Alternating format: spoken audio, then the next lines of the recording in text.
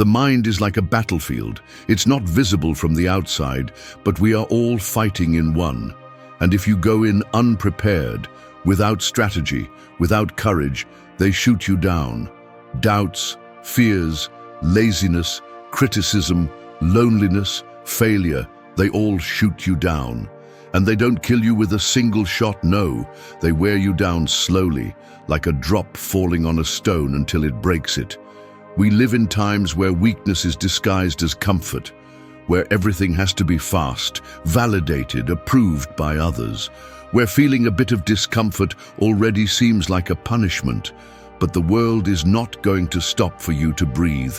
Life is not going to get soft because you're tired. Either you strengthen yourself from within, or the world runs over you. Stoicism is not poetry, nor phrases to tattoo. It's a brutal system of mental training. It's a discipline that doesn't seek for you to be happy all the time, but to be strong even when everything goes downhill. Because it's going to. You're going to fall. They're going to fail you. You're going to fail yourself. And that's where you most need to be present, with a sharp, stable, armored mind. This is not a video of cute phrases to share. It's a call to toughen up, to build the version of you that nobody can break, the one that doesn't ask for permission, the one that doesn't seek approval, the one that gets up without witnesses. Today you're going to receive 8 Stoic principles that are not theory, they're practice. 8 real ways to forge yourself from within, to transform your mind into your greatest weapon and stop being a victim of what happens to you. It won't be easy, but if you make it to the end and apply them, you're not only going to withstand the world, you're going to dominate it. 1. Stop the world for a second before you move. The mind is like a room full of switches. Each emotion, each impulse, each thought is one of those switches waiting to be activated. Most people live by turning everything on without control, without thinking. They let themselves be carried away by anger, fear, anxiety, as if someone else were pressing the buttons. And the worst part is that they don't even realize it. They just react. They explode. They do and say things they later regret. And what's the excuse? That's just who I am. They provoked me. I didn't think, I just did it. That's precisely the problem. You didn't think. The first Stoic principle that you need to apply as a law in your life is this: stop the world for a second before you move. That second may seem insignificant, but it changes everything. It's the space that separates people who live impulsively from those who act with true control. That second is where your freedom begins. Epictetus made it clear it's not what happens to us that affects us, but what we think about what happens to us. But in order to think something useful, you first have to stop. Take a moment between what happens and your reaction, because if you don't, it's not you who responds. It's your anger, your insecurity, your need to be right, your wound. And this is not just about controlling anger. It also applies when you're about to give up, when you're about to abandon something important, when you're going to procrastinate, when you feel like acting on impulse. That's where you need to stop the world. Just a second, a breath, a moment to ask yourself, does what I'm about to do move me forward or backward? It's not about becoming a cold or distant person. It's about becoming firm. Because someone who masters their emotions is not weak. They are dangerous to their own limits because they act with intelligence, not with desperation. This principle is simple, but it requires practice. Every time you feel that something inside you wants to push you to act without thinking, stop, not for minutes, just a second. Breathe and ask yourself, does this action strengthen or weaken me? Am I acting with purpose or am I just reacting? Every impulse you don't control has a price, a message you shouldn't have sent, a word you shouldn't have said, a decision made in anger, and all of that can cost you relationships, opportunities, respect, even yourself. All because you didn't wait a second. The Stoics were not cold people, they were people with mastery. They knew that mental strength begins in that small space where you can choose how to respond. That space where the world stops for a second and you decide who you want to be. So don't say, "I didn't think anymore," because you can. You can stop. You can take control. And when you master that second, when you decide clearly in the midst of chaos, you become someone who no longer reacts like anyone else. You become someone who responds with power. That second is your advantage. Don't waste it. 2. Do it without permission and without wanting to. Your mind is like a theater, and every day it puts on a play to convince you not to do what you said you were going to do. The curtain rises, and there they are. Fatigue disguised as logic, laziness wearing the mask of self-care, doubt performing as prudence, applause, everyone on stage, and you, sitting in the front row, believing every word. But here's the truth. That play is a lie.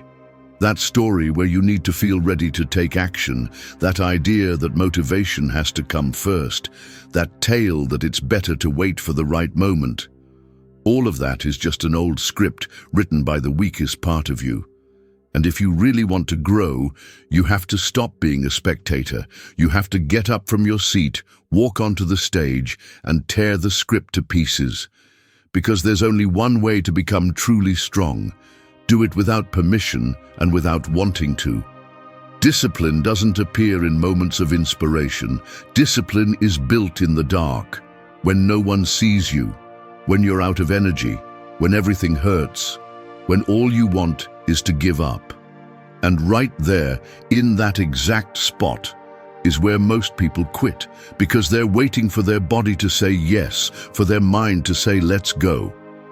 But that rarely happens, and if you depend on that, you're going to lose. Do it without permission. Don't wait for your mind to give you the green light, because the mind will always choose the easy route. It will always look for the least effort, the comfortable exit, the shortcut dressed as an excuse.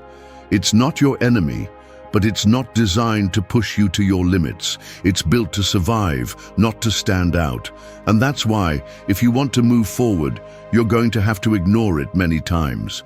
You're going to have to take action, even when everything inside you screams no, because that's where character is built. Not when you feel like it, but when you don't, and still do it. Do it without wanting to.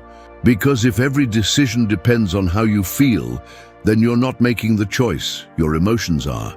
And emotions change every 5 minutes. You can't build a strong life on an unstable mind.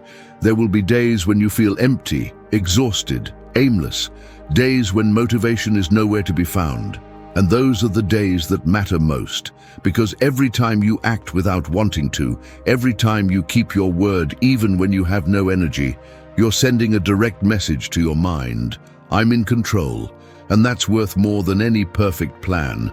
You don't become strong by doing the right thing when it's easy. You become strong by doing it even when you don't want to, when you work without inspiration, when you train while tired, when you study while sleepy, when you keep going without anyone saying, "Well done." That's what separates those who try from those who make it. That ability to act without permission, to move forward without wanting to follow through on your word, not because you feel like it, but because you promised. Break the script. Stop waiting for the perfect moment. Do it anyway. 3. Burn the script of excuses. Excuses are like invisible contracts you sign with yourself without even realizing it. They bind you. They limit you. They convince you that you can't, when in reality, you simply don't want to pay the price. And the most dangerous part? They often sound reasonable, logical, even smart, but they're still just chains disguised as arguments. Imagine your life is a movie. You should be the main character, right? But most people live like a supporting actor, repeating lines written by fear, comfort, insecurity, the past, day after day, playing the same mediocre role. The script is already written. I don't have time. I'm not ready yet. It's just not that easy for me. Maybe later. The same lines, the same excuses, the same result. Want to change? Burn that script. Don't edit it. Don't review it. Burn it. because as long as you keep justifying why you can't, you'll never discover what you could achieve. Excuses are comfortable because they don't require you to do anything. They make you feel like you're being rational, when in reality, you're just running away. The Stoics didn't seek excuses. They sought control. Control over the one thing that truly depends on you, your actions. Not your past, not your traumas, not your environment, your decisions. That's what defines you. The rest may be hard, yes, even painful, but it's not an excuse. Every time you choose not to act and worse, justify that inaction, you're reinforcing a weak identity. You're training your mind to surrender without a fight. You're saying, no matter how badly I say I want something, the moment it gets uncomfortable, I give up. Break that pattern, because there's no excuse good enough to justify a life left unlived. Maybe you don't have everything you need right now, but you do have something. The ability to take a step, to do what you can with what you have from where you are. That's not a cliché, it's a truth most people ignore because it hurts. And yes, your path might be harder than someone else's, no one's denying that. But that doesn't matter either, because no one else is going to live your life for you. No one else is going to pay the price for what you didn't do. Only you will carry the weight of your excuses. Did they tell you you couldn't, that you weren't enough, that you wouldn't make it? Perfect. Use that as fuel, but not to keep justifying your paralysis. Use it to burn the version of you that hides behind "I can't," and start building one that doesn't need permission, or perfect conditions, or outside validation. It's you versus you. It always has been. And until you own that, you'll keep giving in. You'll keep hiding behind fancy words to avoid doing what needs to be done. So take responsibility, acknowledge your excuses, look them straight in the eye, and instead of giving them more power, burn them. Don't explain them, don't defend them, don't dress them up. Burn them and act. Even if you're scared, even if you're uncertain, even if you don't know exactly what's going to happen, because every excuse you destroy is a part of you reborn, a part that stops being a spectator and starts writing its own story. And you don't need a script for that, just determination. 4. Rise when no one is watching you. Imagine a plant growing in the middle of concrete. It doesn't have applause, direct sunlight, or ideal conditions. There's no one watching it, no one expecting it to succeed. But there it is, pushing from below, breaking against the stone, making its way millimeter by millimeter without anyone noticing. No one congratulates it, no one publishes it, but it does it anyway. Because it's in its nature to grow, even when there are no witnesses. That's how true strength works. It's not built when you have an audience. It's built when you're alone, when everything is silent, when no one applauds you, when no one believes in you. That's where you shape yourself. Most people only move when there are eyes watching. They discipline themselves if there's someone to motivate them. They strive if they're going to receive a prize. They work hard if someone gives them recognition. But that's not true strength, that's dependency. It's acting only when there's external validation. True growth occurs in the dark, when you rise without desire, without help, without applause. When you decide to move forward even though no one notices. When you keep your commitments even when you could cheat and no one would find out. That's what forges character. The Stoics understood this better than anyone. For them, the real enemy was not the world, it was the decisions you made when no one was watching. Because that's where you show who you really are, when there are no immediate consequences, when you could give up and no one would judge you, when you could lie, skip the effort, take the easy path, and yet you choose the difficult one, out of conviction, not for image. Today's society pushes you to live for the outside, to show, to share, to prove that you're doing something. But what really transforms your life happens far from all that. It happens in the privacy of your private decisions. In the moment when you decide whether you're going to break your word or keep it even though no one knows. And yes, at first it's hard, because the ego wants attention. It wants proof that it's worth it. It wants medals. It wants eyes on it. But that's where you need to learn to kill the ego, to ignore that voice that says, "Why do it if no one recognizes you?" and respond with another that says, "Because I know who I want to be." Rise when no one is watching you. Train when you have no energy. Fulfill when you could postpone. Be true to what you said you were going to do, even when there are no witnesses. Because in those invisible moments is where you're building a solid identity, one that depends on nothing but you. Remember this, when the difficult moment comes, when the world really tests you, you're not going to have time to prepare. You're only going to have what you built in silence, the strength you forged when no one was watching you, the decisions you made without cameras, without likes, without rewards. And that preparation in the dark is what's going to hold you up when everything else falls apart. You don't need witnesses to become strong. You only need determination. Do the work, even if no one applauds you, even if no one is waiting for you. Because when the day comes that you have to show what you're made of, you're going to do it without fear, because you've already risen many times, and you did it when no one saw you. 5. Forge the body that can withstand your mind. Your body is the armor that protects your will. No matter how strong your mind is, if your body gives up first, everything falls apart. You can have clarity, focus, discipline, but if your physical energy is weak, if your health is deteriorated, if you have no endurance, your mind will start to wobble, because it can't stand alone for long. Imagine your mind is a lit torch, a steady flame with direction. But if that torch is mounted on a fragile, trembling base that can't bear the weight, it falls. The flame goes out, and everything you were going to build remains an intention. That's why this principle is clear. Forge the body that can withstand your mind, not for aesthetics, not for vanity, for survival, out of respect for your own goals. The Stoics talked a lot about the body, even though today they are only associated with philosophical ideas. They understood that the body is not a luxury or a whim, it's an instrument, and like any tool, if you don't take care of it, if you don't strengthen it, it rusts, it breaks, it betrays you. When you have no energy, everything becomes more difficult.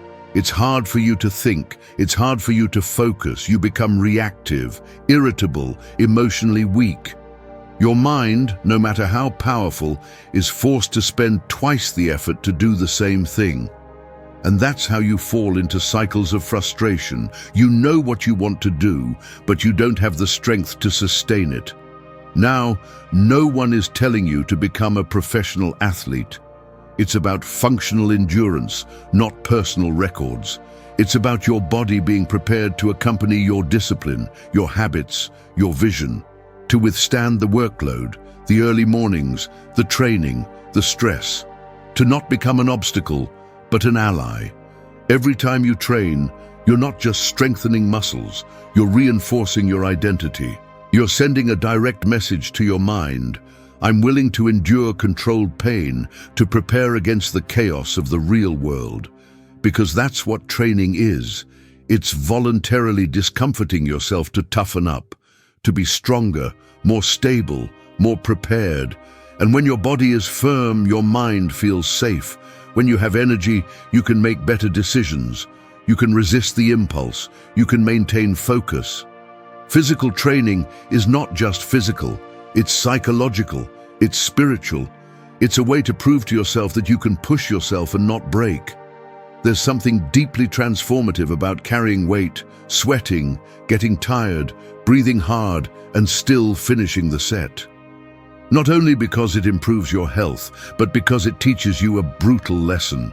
You can do more than you think. Constant comfort weakens. Sedentary lifestyle makes you soft, not only in the body, but in the will. If you never go out to fight with yourself in training, how do you expect to have courage when life hits you hard? Your body is the vehicle of your will. If it's weak, fragile, without energy, your mind can't move forward. But if you strengthen it, If you prepare it, if you forge it, then there's no wall you can't climb. So stop procrastinating. Start moving. Train not to look good, but to become unstoppable. So that when life demands effort, you have plenty. So that when you get tired, you can still keep going. Forge the body that can withstand your mind. Because that combination, cool head and firm body, doesn't stop for anything. 6. Protect your mind as a sanctuary.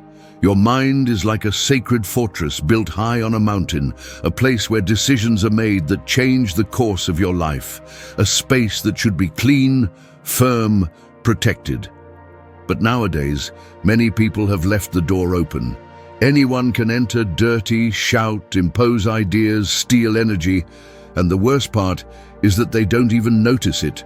They live with a polluted, overloaded, invaded mind, and they wonder why they feel so broken inside. That's why this principle is urgent. Protect your mind as a sanctuary, not as a weak site that needs to isolate itself, but as a sacred place that only allows what strengthens it, what cleans it, what elevates it. In Stoic philosophy, the mind was the most valuable thing one had. The external world can be chaotic, unfair, cruel, but the mind must remain firm, unperturbed, and for that, it must be protected from everything that seeks to weaken it. Today, you are surrounded by noise, news designed to upset you, social networks that compare you to what you are not, people opining about your life without knowing anything about you, empty content that distracts you without contributing anything. Every time you consume that without a filter, you are letting someone else decide what enters your sanctuary. You are giving away mental space to things that do not deserve to be there. Your mind needs silence, it needs order, it needs boundaries, because if you don't filter what you let in, you can't complain about the disorder inside. Do you find it hard to concentrate? Do you feel anxious? Do you have repetitive, negative, exhausting thoughts? It's not always an internal problem. Many times it's a reflection of what you're allowing, of the stimuli you consume, of the people you listen to, of the thoughts you repeat without questioning. Protecting your mind doesn't mean locking yourself up, it means being selective. Choose consciously what content you watch, what people you listen to, what conversations you feed, what thoughts you cultivate. Not everything deserves your attention. Not everything deserves your energy. Not everything deserves to live inside you. The sanctuary must be clean, and that is not achieved once, it is achieved every day. It's a habit, it's a practice, it's an act of respect for yourself. If your mind is the place from where everything is built, your decisions, your emotions, your behavior, then taking care of it is not optional, it's essential. And it's not just about what you consume, it's also about what you tolerate, what you repeat. The automatic thoughts you don't question. If every time you fail you tell yourself, I'm a failure. If every time you compare yourself you repeat, I'll never be enough. You're dirtying your own temple with your own hands. You have to change that.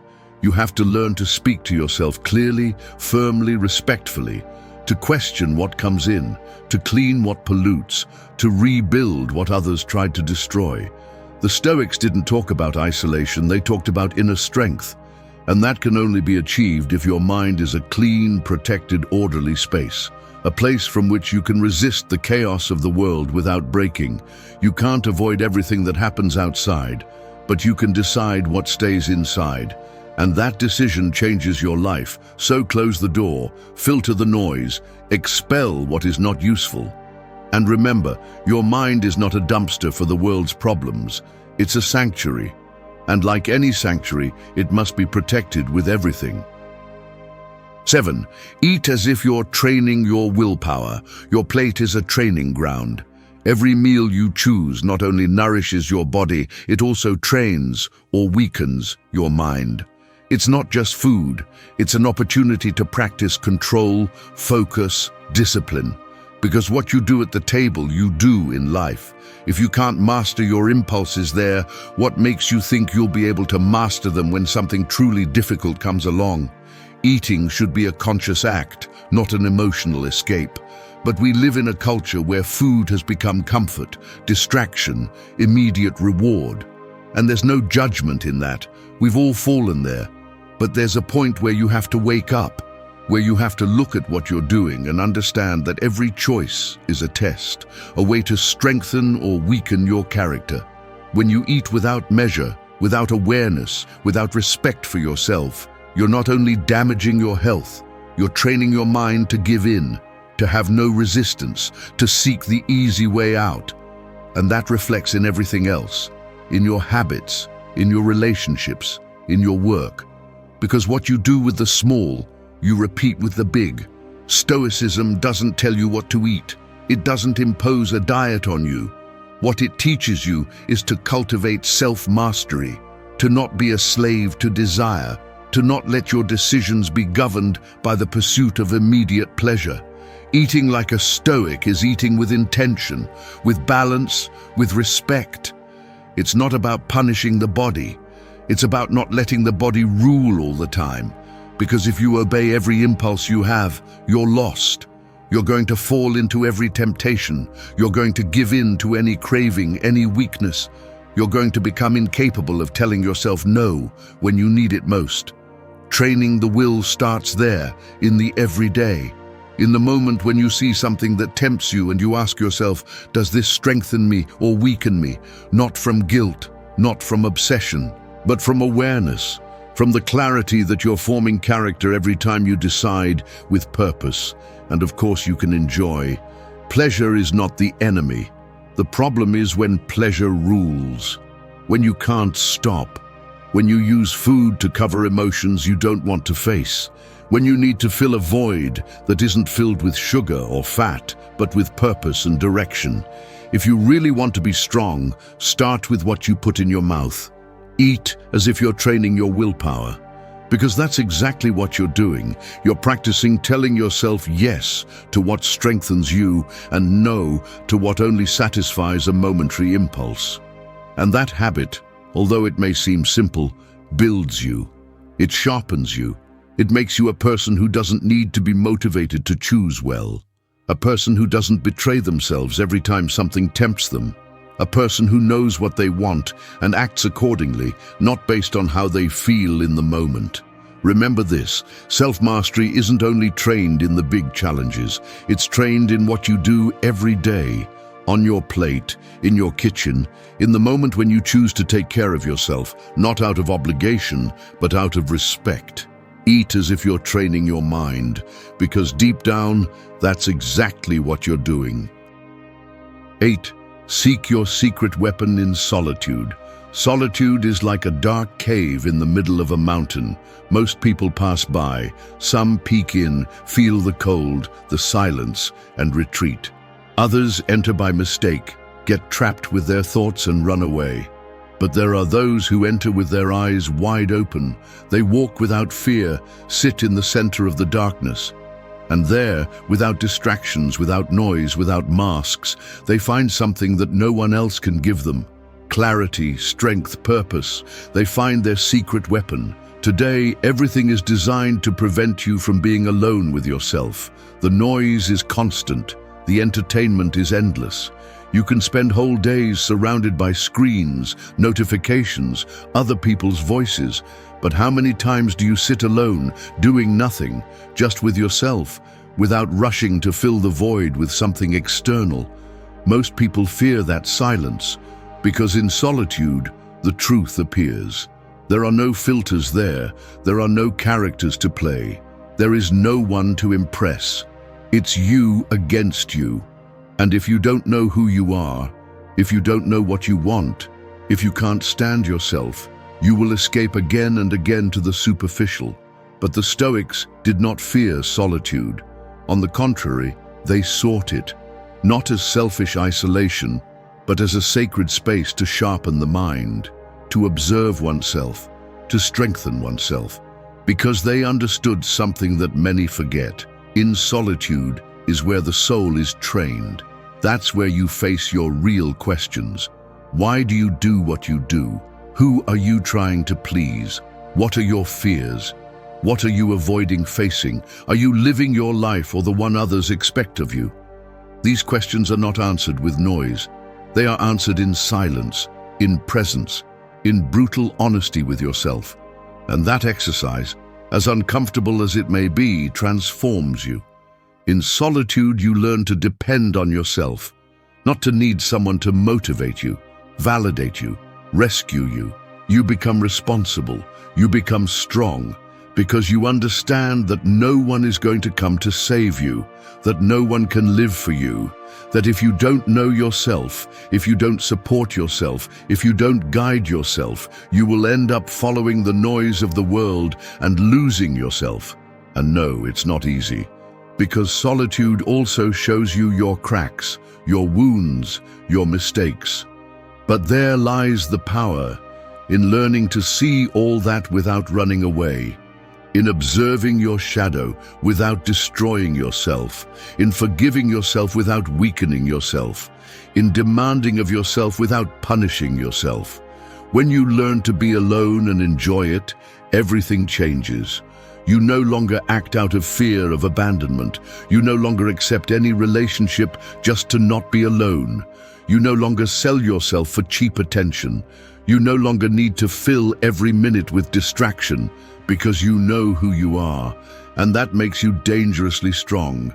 Your secret weapon is not in what you show to the world, it's in what you build in silence, in the relationship you have with yourself, in the level of conversation you can have with yourself without needing to escape. Seek solitude, not to isolate yourself from the world, but to prepare yourself to face it. Not to run away, but to return clearer, firmer, more aware. Because when you learn to be with yourself, without depending on anyone, no one has power over you. That is your advantage. That is your refuge. That is your place of power. There is your secret weapon. Thank you for staying until the end of the video. If you watched the whole thing, comment "I am Stoic" as our secret signal to know that you're a true student of Stoicism. Don't forget to subscribe and give the video a like if you enjoyed it. See you in the next video, and remember, keep cultivating your Stoic mind.